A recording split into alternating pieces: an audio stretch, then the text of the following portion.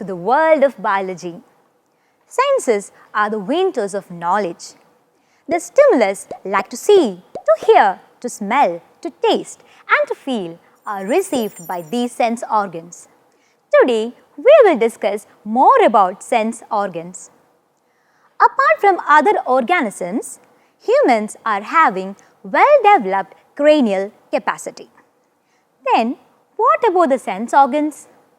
Let's check the case of eye. For example, the eagle that can see its prey from long distance, or we can say even from kilometers apart. It can see and identify its movements. Thus, in the case of eyesight, we are far behind than eagles. Then, what about owl? Owl can see even at night. What about us? Then check about the hearing capacity of bats and dolphins. Far, far better than us. Then what in the case of smell? There are sharks that are best. Inland, dogs are the first. They are excellent in identifying the smell. They have been used in police departments to identify different cases. Why these animals are having more sensing capacity than humans? Here, the presence of receptors are important. The number of receptors in the sense organs are different in different animals. The surface of a postal stamp is enough to arrange all the olfactory cells in the nose of a human being. But a large scarf is required to arrange the olfactory cells of a dog. We have learned that in sense organs, each stimulus is received by a particular receptor. Then, let's complete this table by adding sense organs and their receptors one by one.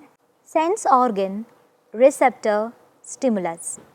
Eye, photoreceptors, light. Ear, auditory receptors, sound. Tongue, taste receptors, taste. Nose, olfactory receptors, smell. Skin, various receptors, pain, touch, pressure, cold, heat. Eye is a major sense organ that helps the brain to evoke sensation. Then let's discuss in detail how are the eyes protected.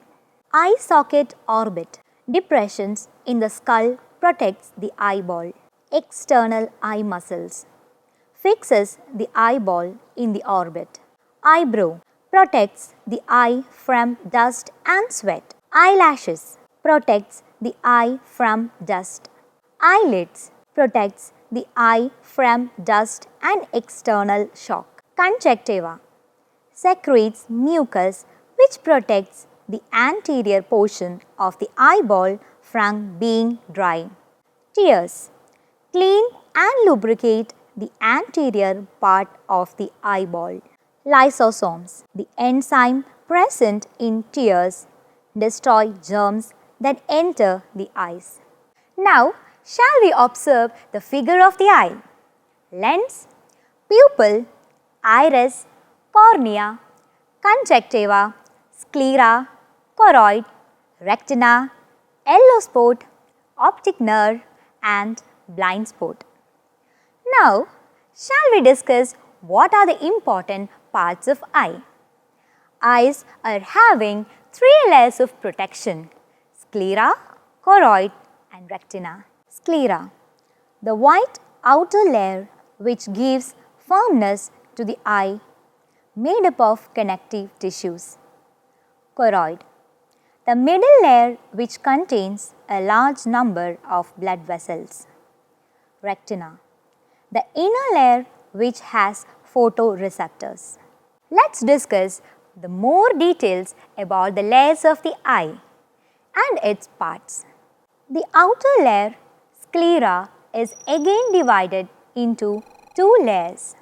Cornea, the projected transparent anterior part of the sclera which refracts light rays to focus on the retina.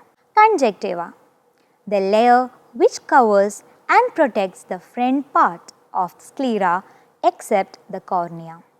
The middle layer choroid is again divided into two layers.